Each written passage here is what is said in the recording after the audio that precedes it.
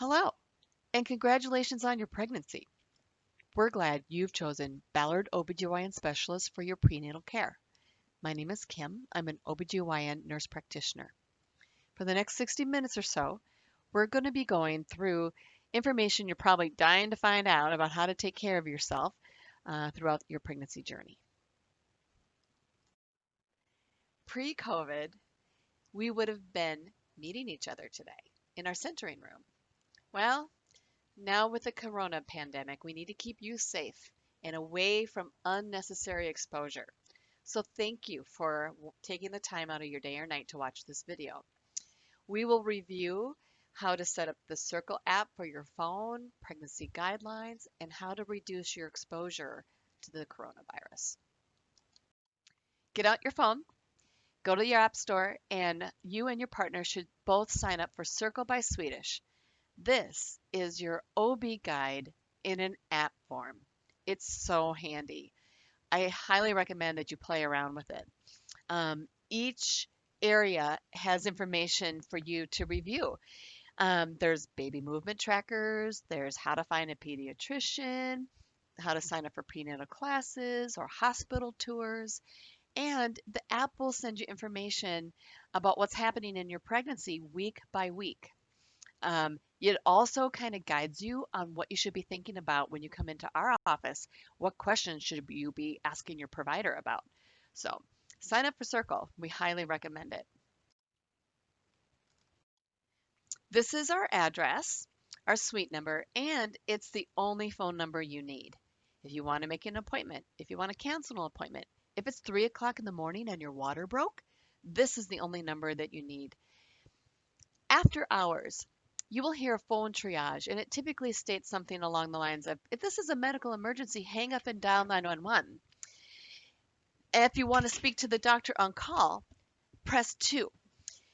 So you end up talking to an answering service first, and they will gather information about why are you calling. Then they will page the doctor who's on call. Typically, they get back to you within 15 to 20 minutes.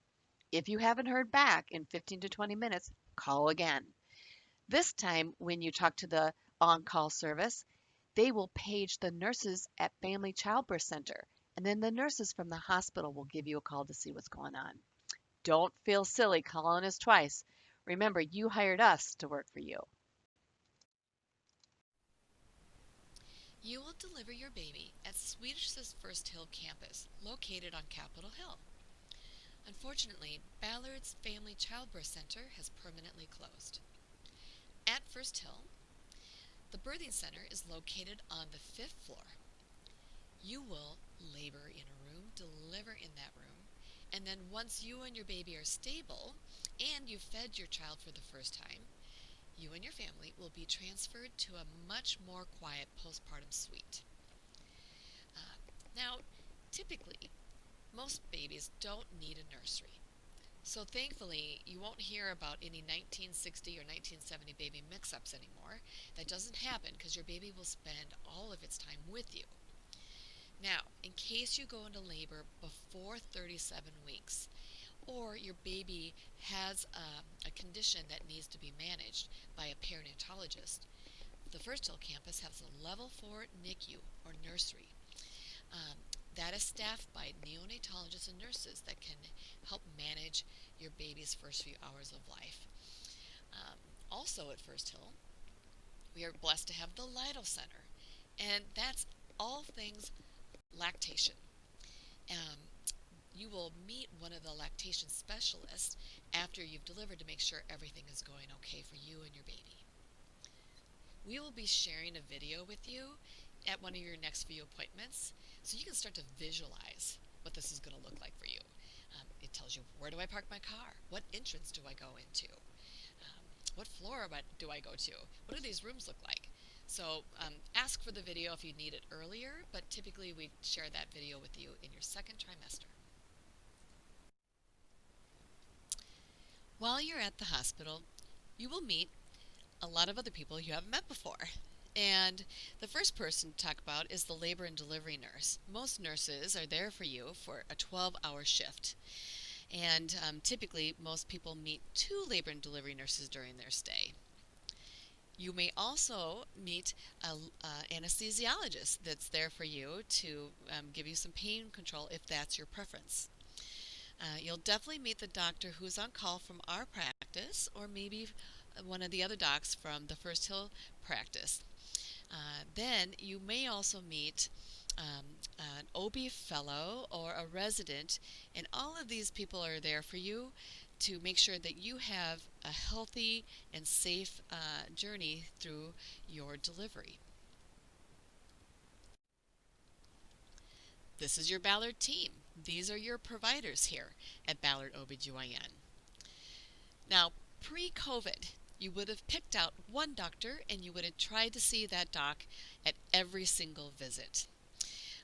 But because of the pandemic, we are now limiting how many providers are working in the office per day, which reduces how many patients are waiting in our lobby, which reduces the exposure of the coronavirus to you and your family and then to us. So now it's very common for our patients to meet each one of our docs. That can be very helpful for the day that you go into labor, so you might actually recognize one of the faces that come walking in the room. These are the doctors from the First Hill OBGYN specialist office. Currently, we just share a call with them. But we're hoping that in the future that some of these providers might want to travel over to Ballard to do routine OB visits so you can meet other folks too. This is your journey through prenatal care. Pregnancy is 40 weeks long. There are 3 trimesters, each are about 12 weeks long. The yellow tabs indicate what type of visit you're going to have. Right now, we're in the first trimester at group visit number 1. Your next visit is one-on-one. That means you and your provider. In the pink, you can see what kind of information we're going to be sharing with you. In the green are the labs or exams that you might have done, and purple indicates ultrasound. Well, due to the coronavirus, we've had to change up this journey a little bit to keep you safe. So we've indicated in red here the 22-week, 32-week, and 38-week visit. You will be getting a phone visit instead of coming in. And the next group visits in the second and third trimester, these will be done live through a virtual class. And they're led by our childbirth educator, Melissa, who typically always does our group visits for 2 and 3. Now, in the postpartum stage, there is another group visit that we've put on hold for now. If you have any questions or concerns about the way we roll through pregnancy care during the coronavirus, make sure that you talk to your doc about it at your next visit. And just know, if you ever do have any emergencies or things that come up that we need to see you, we will see you. So this is just the journey in case everything is going well. Prenatal classes. So, pre-pandemic, people would sign up for classes around 28 weeks, and you would start the class around 28 weeks to somewhere around 32. So you start learning this information before the baby comes, so it's all fresh in your head. Well, now, because we want to keep you away from groups of people in a small room, most of these classes are now done through the comfort of your own home through Zoom. So prenatal classes can be done through Swedish. So if you go to the Circle app and click on the wrench and then go to classes and resources and follow the links, you'll be able to find the options of classes that Swedish has to offer. You can also find prenatal classes outside of the Swedish system. You know, sometimes they cost money and your insurance may not cover it. So if you don't have time for classes or you can't afford them, please don't feel pressured to take these classes. These are not mandatory, these are optional. Some people prefer to read about labor and delivery. So we recommend Penny Simpkins' book called Pregnancy, Childbirth, and the Newborn. And another book that's highly recommended by our providers here is the Mayo Clinic prenatal book. So, prenatal classes, do not feel pressure to do them. You can just read about labor and delivery. But nowadays, during the pandemic, all of these classes, if you choose to do them, are done in the safety of your own home by Zoom.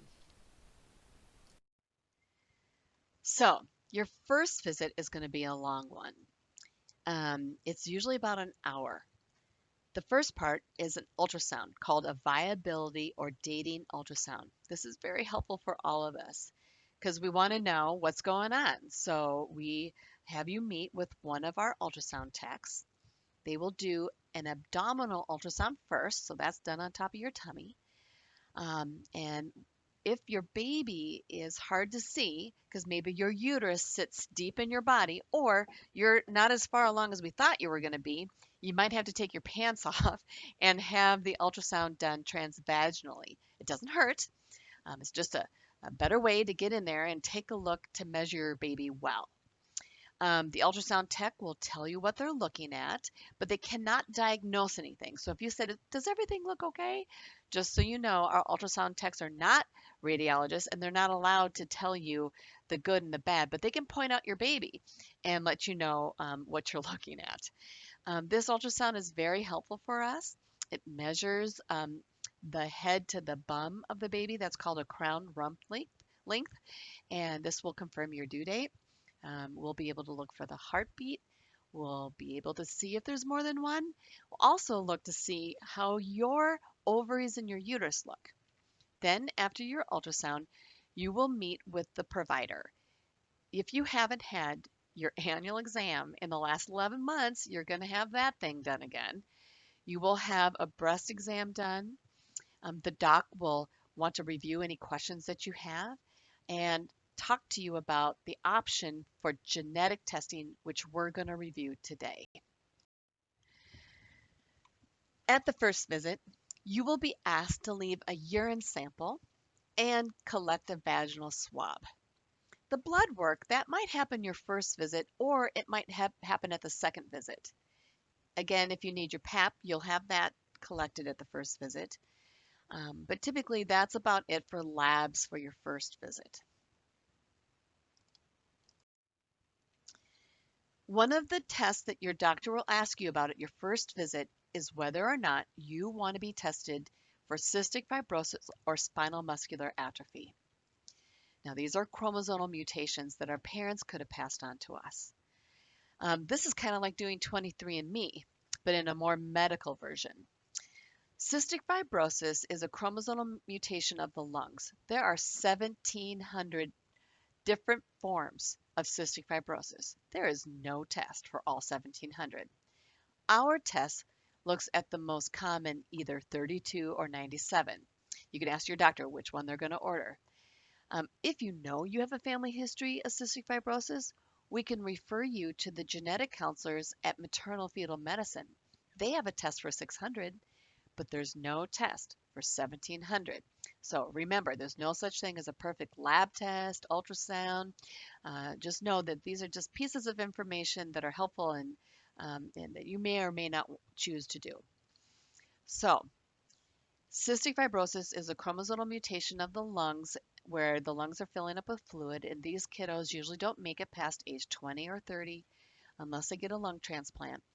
In order for you to have a baby with cystic fibrosis, you have to be a carrier of one of the mutations, and so does your partner. And if both of you carry a mutation, well, there's only a 25% chance that your baby will have the disease. A 50% chance it'll carry the chromosomes but not be sick. Spinal muscular atrophy is the second most common chromosomal mutations that our parents could have passed on to us.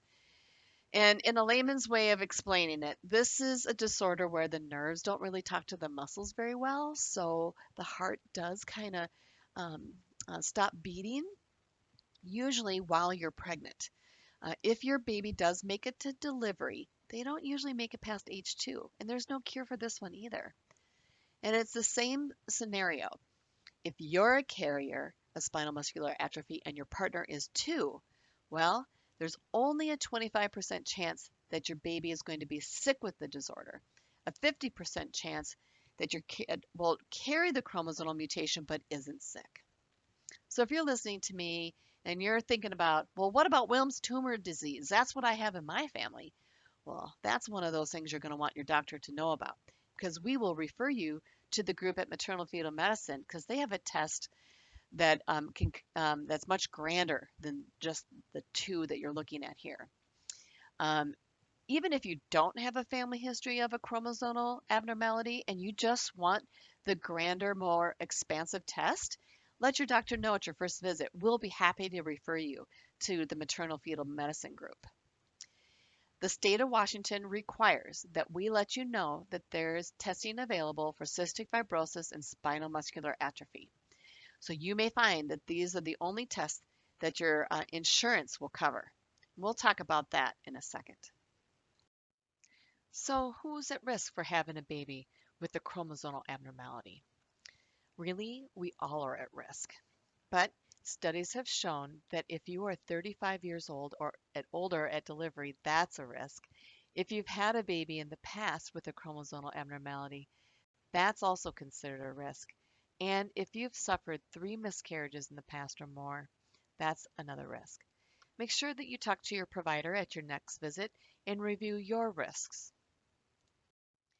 So this is a very busy slide.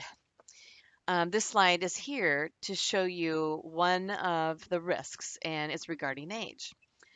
So for those of you that are going to be age 35 and older at delivery, you will see on your chart elderly pregnancy or advanced maternal age, or maybe even geriatric pregnancy will be listed on your chart. We're not trying to be mean.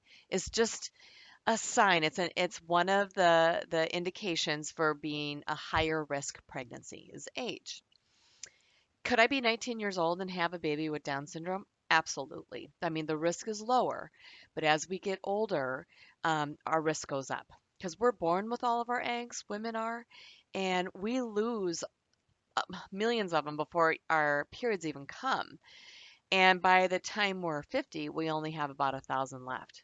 I wish I could click this slide and show us the national ratios for aging semen, but I don't have one. But I can share that research has shown that if a man is 40 years old and older at conception, that there are more abnormalities leaning towards Down syndrome and autism, but I don't have a national ratio like this to share. So age is a risk. So at your next visit, your doctor is going to ask whether or not you and your partner would like to do tests to see if your baby is higher or lower at risk for having chromosomal abnormality like trisomy 21, which is known as Down syndrome, or trisomy 18 and 13, which are cardiac abnormalities. In the blue, these are screening tests. In the black, those are diagnostic tests. So screening tests just pick up information about the pregnancy and kind of tells us if your baby's higher or lower at risk for having abnormalities like Down syndrome or trisomy 18 or 13. But in the black, these are diagnostic tests that are done at First Hill, and they actually get samples of your baby's DNA, and it's 100% accurate. So let me review what these tests are and what it would mean for you to get these done. So typically, your insurance only covers one. And again, we will be talking about how to talk to your insurance company about whether or not these things are covered. The first trimester combined screen is performed between your 12th and your 14th week. It's looking for two problems, Down syndrome or trisomy 18. It's doing two things to you. The nuchal translucency is an ultrasound that you'll do on the second floor of our building. It's looking to see if it has a nasal bone. If the nasal bone isn't present, that could be a sign of Downs. It's also measuring the back of the neck called the nuchal fold. If it's a thick neck, that could be a sign of a chromosomal abnormality or physical disability, cardiac abnormality, or intellectual disability. We don't know what all these things mean, but we think it's something. So this next part that you do is you come up to our lab and get your blood drawn.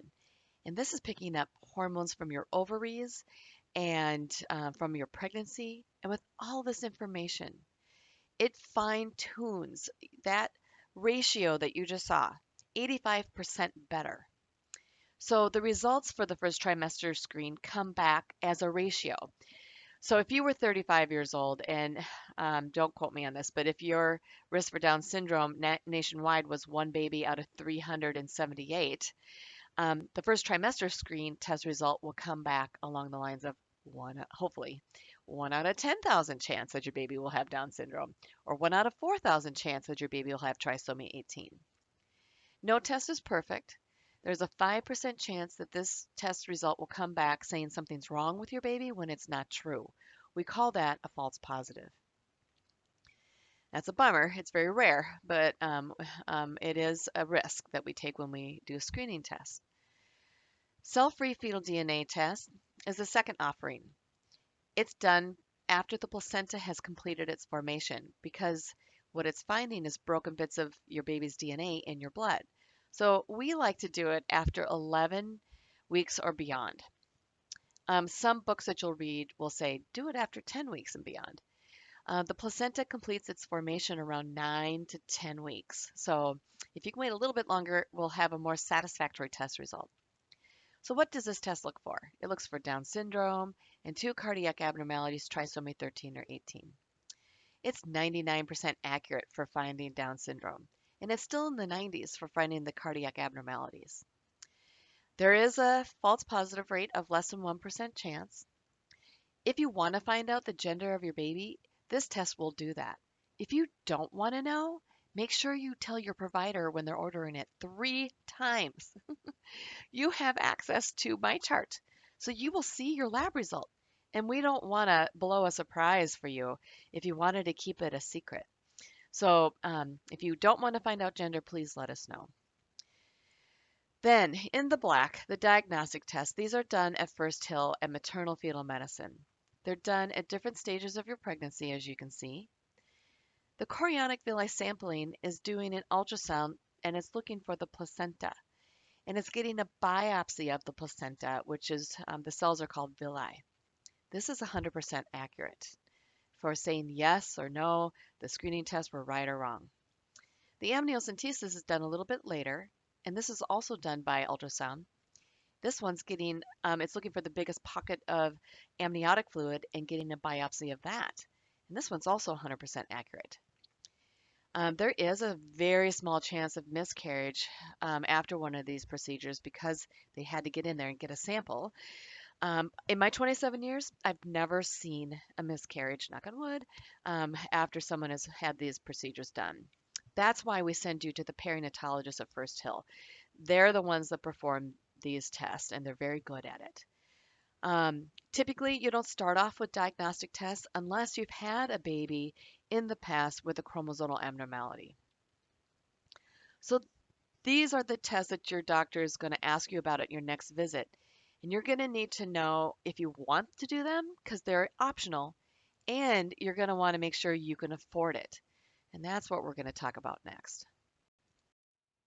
So for those of you that are interested in performing optional tests, you need to call the 800 number on the back of your insurance card before your visit with your provider. As you can see, there are the names of the screening tests there. Call the 800 number, ask them if they cover your desired test. If they don't know what the name of the screening test is, you can give them the CPT or the procedure code. Typically, insurance companies like it when you give them the CPT code and then also the diagnostic code.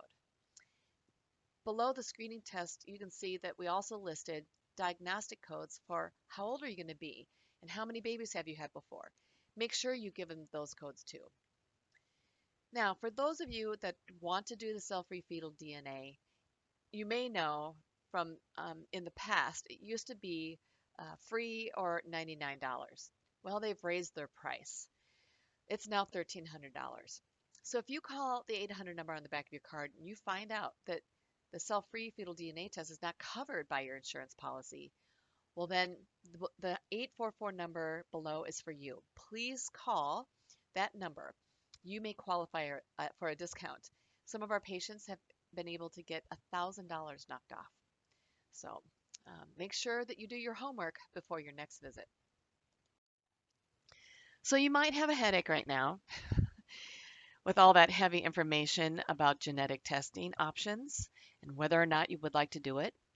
Well, here's another resource for you. This link will send you to the Swedish website. Our perinatologists at Maternal Fetal Medicine have put together excellent videos regarding these optional tests. And it's just another way for you to talk to your partner and to review these videos so you can make a better decision about these tests. Like I've said before, half of our patients do these tests and the other half don't. It's a personal choice. So I do recommend that you take a look at these videos before your next visit. I think they're very, very helpful. All right, so now I'd like you to grab your phone and open up Circle by Swedish. I'd like to show you where you can find this information through the app. Once you have the app open, find the Explore button with a heart. When you see Learn Library, click on that. Then you'll see a bunch of different categories that you can get information about. So click on pregnancy and postpartum. Then click on, let's see, exercise, nutrition, and weight gain. Then in that zone, finally, you'll see prenatal vitamins and supplements. So what do you need to have in your prenatal vitamin? Really, you only need about four things. So folic acid, we want you to have somewhere between 400 to 800 micrograms of folic acid. Then vitamin D, somewhere between 1,000 to 2,000 international units of vitamin D. The omega-3 fatty acids, known as DHA or EPA, somewhere between 200 to 300 milligrams per pill. Then iron, somewhere about 27 milligrams of iron or less. If you have a gummy bear prenatal vitamin, you're probably going to notice there's no iron in your prenatal. And that's a state law because if little kiddos were to find your prenatal gummies and eat a bunch of them like candy, too much iron can cause toxicity for them. So that's a state law, or maybe even a national law, not to put iron in gummies. So if that's the kind that you have, you might have to go get an extra iron supplement if you can't get it in through your food. And then lastly, calcium. So in a pill, you can only absorb so much calcium at once. So you're going to find that your prenatal vitamin is probably going to have somewhere between 200 to 600 milligrams of calcium, and that's great.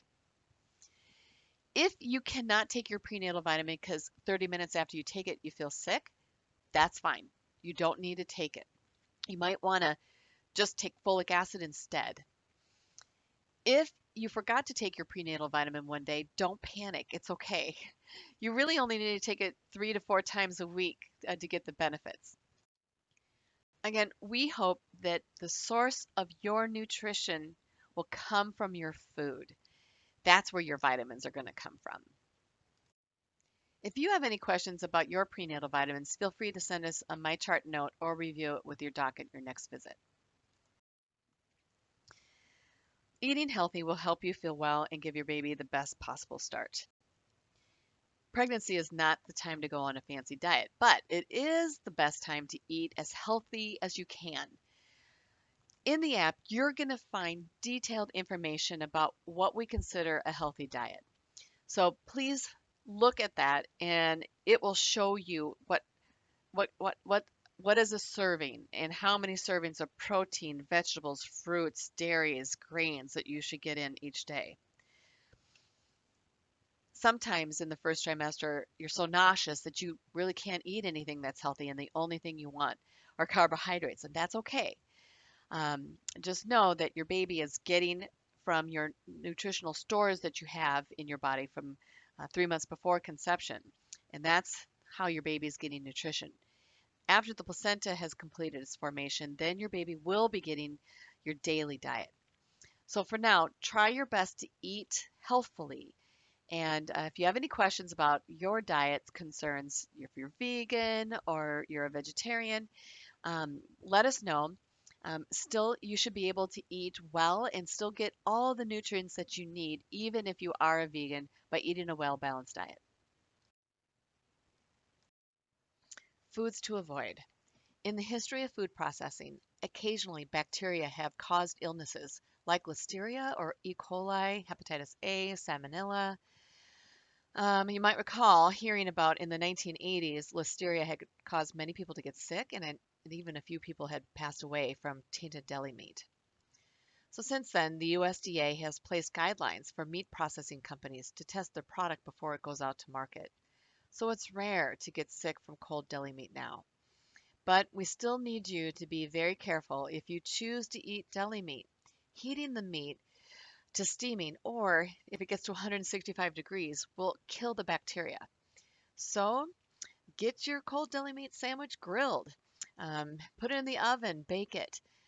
Who doesn't like a hot sandwich? So try to avoid a cold deli meat sandwich. Also, bacteria can be found in fruits and vegetables.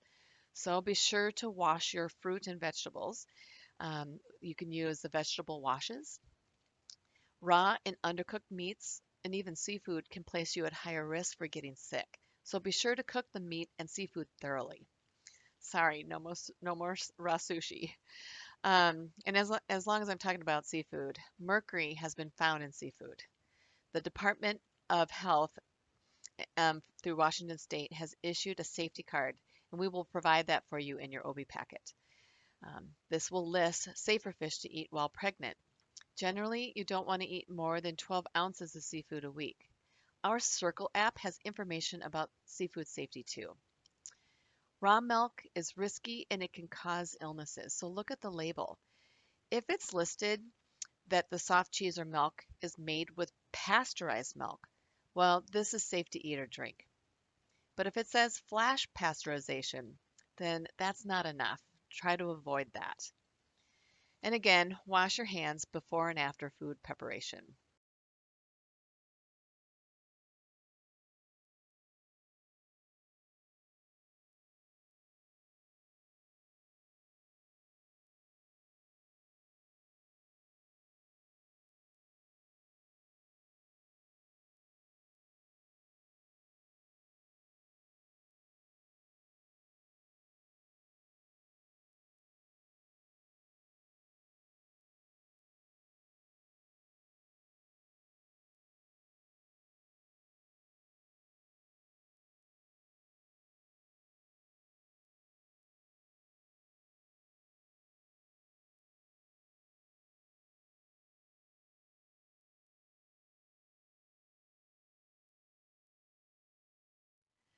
All right, so we live in Seattle, and it's very normal for most of us to drink caffeine, and thankfully, we're not going to take this away from you.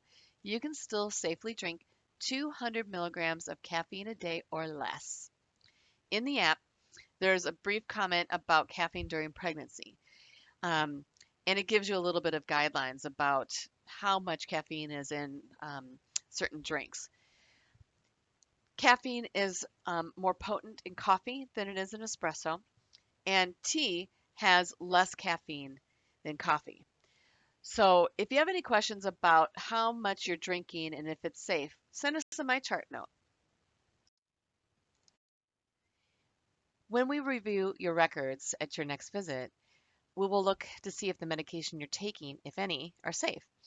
So make sure you write down any seasonal or over the counter herbal remedies or even vitamins that you're taking. We want to make sure that what you're taking is safe in the first trimester and throughout your pregnancy.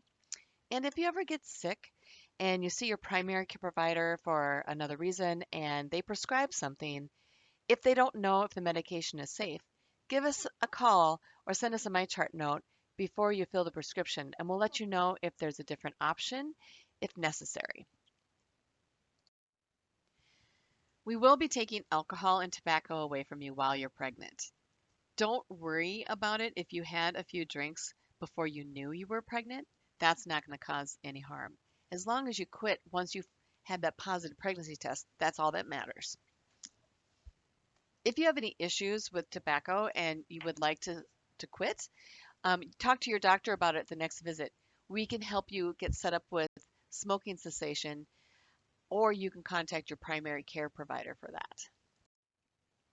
Even though it's legal in Washington state, we're going to ask you to stay away from marijuana or any of its byproducts like CBD while you're pregnant. It hasn't been shown to be safe. If you are struggling with any other drug addictions like opioids or heroin or anything else, please let your doctor know because we can get you referred to the providers that specialize in this while you're pregnant. Women who exercise regularly in pregnancy have healthier pregnancies, shorter labors, and they recover faster after delivery. We recommend 30 minutes of moderate exercise 4 to 5 times a week. So, this is along the lines of jogging, walking, biking, swimming, yoga, rowing, elliptical, anything that you can talk easily throughout your workout. Make sure you stay well hydrated. Your fluid needs are higher when you're pregnant than when you're not. Once you start to see the belly bump, the baby bump, you probably want to avoid laying on your back, especially doing classic crunches. The vena cava is an artery that lives underneath your baby and it goes up from your lower extremities up to your head. And if you were doing a classic crunch, you might end up kind of squeezing off the blood supply to your head. So then you might feel lightheaded and dizzy. And if you feel that way, does the baby? So we recommend that you avoid doing classic crunches um, once you start to see your belly. You can do leg lifts. You can do plank poses as long as your baby's belly clears the floor. So we still recommend that you work on your core, but it kind of changes. We change what you can do for crunches once you start to see your belly. If you feel more short of breath than you typically do, that's common. But if you start to feel lightheaded and dizzy, please slow down. Use common sense. You may not be able to exercise at your previous level while you're pregnant, so be patient. Also, I should mention to avoid scuba diving because of the pressure on your pregnancy that it causes. You can snorkel, but stay away from scuba diving. In the ski season, we're going to ask you to stay away from skiing if it's downhill because we worry about you falling on your belly. Any high impact activities that are putting you at risk for um, hitting your belly with a ball or a contact sport like soccer or rugby, we're going to ask you to stay away from those exercises while you're pregnant. So I'd like to cover a couple of other random guidelines.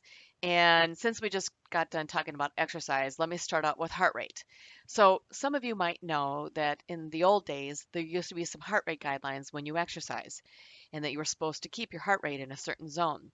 Well, that's never been backed up by research and has been shown to be necessary. So again, it's common sense.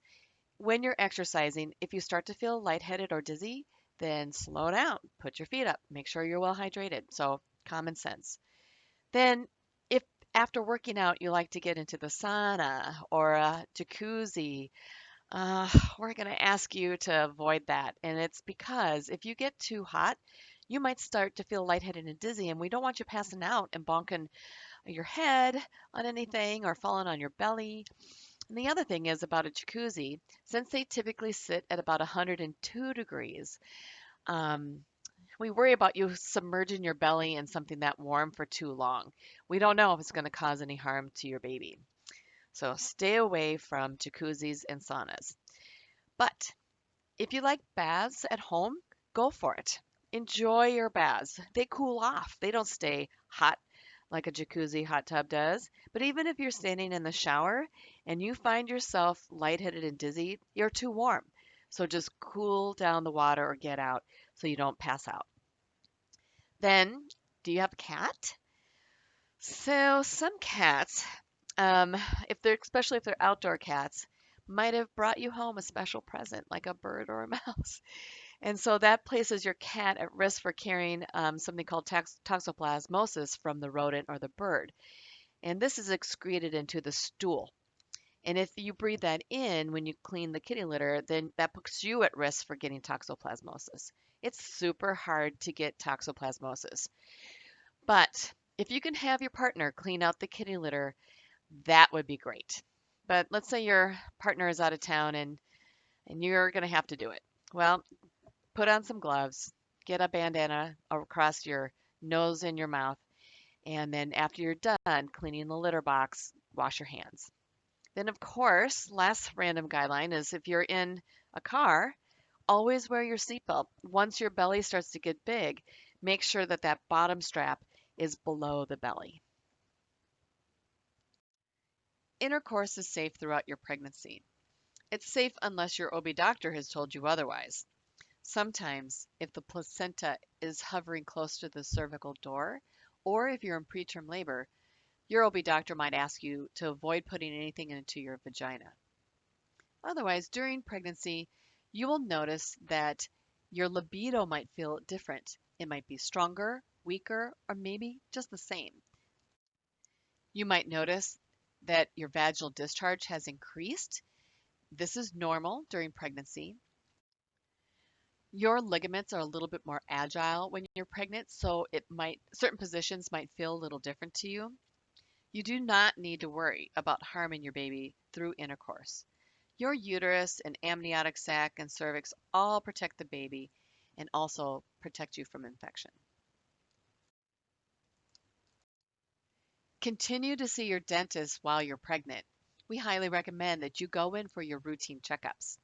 You can get your teeth cleaned, you can get fillings filled, you can use Novocaine shots for pain medication the whole way through your pregnancy. Laughing gas or nitrous oxide can be used in the second or third trimester, but not in the first. You might notice when you floss your teeth while you're pregnant that your gums bleed a little bit easier. That doesn't mean it's time for you to stop flossing your teeth. You still need to do it. Just be a little bit more gentle. There's a normal reason for this. It's because of the blood flow and the cellular changes in fragile cells like your gums and your nose. So even when you blow your nose, often you might notice more bloody noses. And the gums are the same way. So yes, keep taking care of your teeth and seeing the dentist as indicated. Okay, is anybody out there nauseous?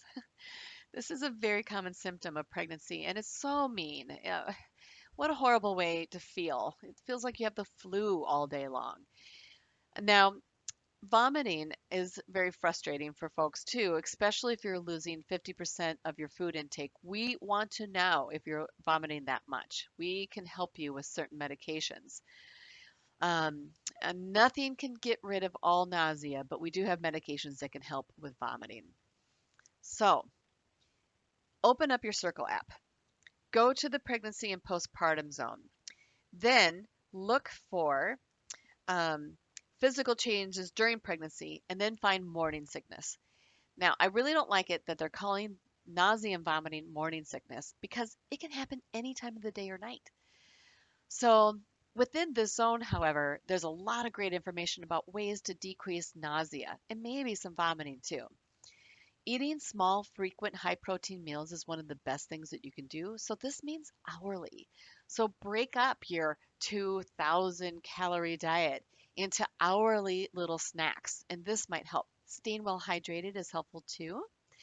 Ginger, vitamin B6, Prego Pops, C bands, which are little acupuncture wristbands. All of these things can be helpful or maybe none of them will be.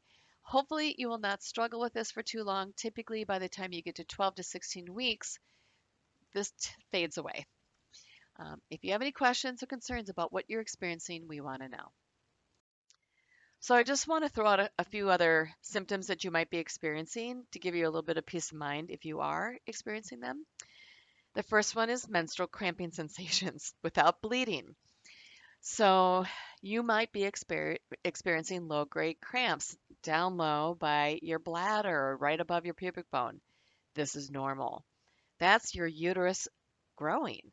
And unfortunately, you can really feel it in the first trimester. If you're not feeling it, you are blessed. So don't feel like you're missing out if you're not having any low-grade menstrual cramps. But a lot of phone calls come our way because people are worried about what this means. But it's your uterus growing, and typically that kind of fades away by the time you're 12 weeks or so. Another thing that can happen is a little bit of spotting of vaginal blood. So you might notice brown, pink, or dark red blood in your underwear. It might have happened after you've had sex or if you did a high impact activity. This is common. So if you see a little bit of blood when you wipe, or maybe you had to put a menstrual pad on, but you didn't fill it, um, we still want to know if you bleed so we can give you some peace of mind about when to worry. Typically, that's if you're filling the pad, and especially if the bleeding is painful. So spotting can happen throughout your whole entire pregnancy. It's because of the fragility of your cells. And I know that I might have talked about this in the sex slide, and I apologize for repeating. The third thing that you might notice is round ligament pain. So you have three ligaments that are holding up your uterus, and the bottom set is called the round ligament. And it's very common for people to notice that ligament being pulled on, especially when you cough, sneeze, laugh, you roll over in bed, you stuck your foot in the car, and all of a sudden you felt this sharp stabbing pain, and it only lasted about 5 seconds and then it disappeared. That could be round ligament. So when people get colds, they notice the round ligament a lot because when they're coughing, coughing, coughing, they can feel this piercing, piercing, stabbing pain in their lower groin area. And always call us if you're worried about what you're feeling. But this is a helpful hint. If you have a pain, was it triggered by a movement? Something that you did? You rolled over in bed? Stuck your foot in the car? If it's something that is triggered by a movement, then we know that that pain is muscular. It's musculoskeletal. So it's not harming you or causing harm to the baby. It's frustrating and annoying, but it's not dangerous. If you have a pain that is constant, worrisome, and it wasn't triggered by a movement, and it's becoming moderately severe or higher, we want to know.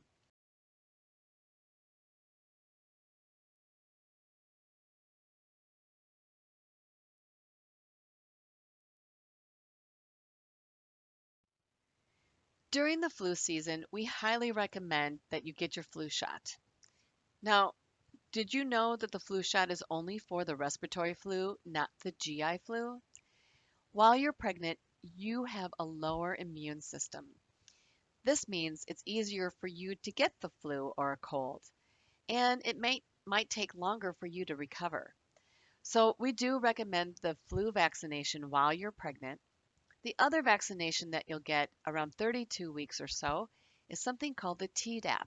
That stands for tetanus, diphtheria, and acellular pertussis. Pertussis is also known as the whooping cough. So we give you this vaccination around 32 weeks. And this is the vaccination that we want to make sure that anybody who's going to be around the newborn baby has had their Tdap in the last 10 years. Are you considering a baby moon or maybe a trip before your baby comes? Typically, it's safe to travel by plane, train, and automobile. For planes, there are a couple of thoughts to consider. When you're in the airport and you're going through security, it is safe for you to use either of the two types of scanning machines that they use. Yes, it's radiation, but it's considered to be low and safe. But feel free to go to the airport early so you can get the pat down. Then, once you're on the plane, all of us are at higher risk for developing a blood clot. So for you, make sure that you are pumping your calves, doing a little calf pumps, maybe getting up out of your seat and walking to the bathroom and back. So movement is helpful in reducing your risk for blood clots. Don't cross your legs. Usually, we ask our patients not to travel um, after their 36th week because we want you to be closer to home in case you go into labor. Um, and if you're considering flying internationally, your doc might ask you not to travel internationally after 32 weeks. So let's talk about Zika and coronaviruses. I included links to the CDC regarding areas that are known to have Zika and the ever changing information about where the coronavirus is. Zika is a virus in which a certain type of mosquito can carry, called the Egypti mosquito. Thankfully, these mosquitoes don't live in the Pacific Northwest. They have been found in countries south of the United States. In 2017, these mosquitoes were found in a neighborhood in Miami, Florida, and in Brownsville, Texas. But since then, there's been no current local transmission of the Zika virus in the continental United States. If infected by one of these mosquitoes during pregnancy, the Zika infection can cause a serious birth defect called microcephaly, and that's incomplete brain development. It can also cause blindness. Zika can also be passed through intercourse from an infected partner. It has been shown in studies to remain active in semen for 3 months after infection. So, if you have had a male partner who has traveled to a known Zika area, even if he wasn't bit, you will need to protect yourself sexually by using condoms for the next 3 months. One of the best ways to avoid getting Zika is not to go to the areas known to have this type of mosquito. Again, on the previous slide, you can go back and click the link to the CDC to see where this mosquito is if you are planning any travel. If you do have to go to an area where these mosquitoes are present, make sure that you get an EPA registered insect repellent like DEET. It works and it is safe in pregnancy. Be sure to wear long sleeve shirts and long pants, maybe even some mosquito netting, and be sure to stay in places that have air conditioning with windows and door screens. While pregnant, it's easier for you to get sick because your immune system is weaker. So you're more apt to get colds or flus, and of course, we're trying to keep you away from the coronavirus. While pregnant, make sure that you're staying away from anybody who might be exhibiting symptoms of the coronavirus. Um, Keep your distance from them.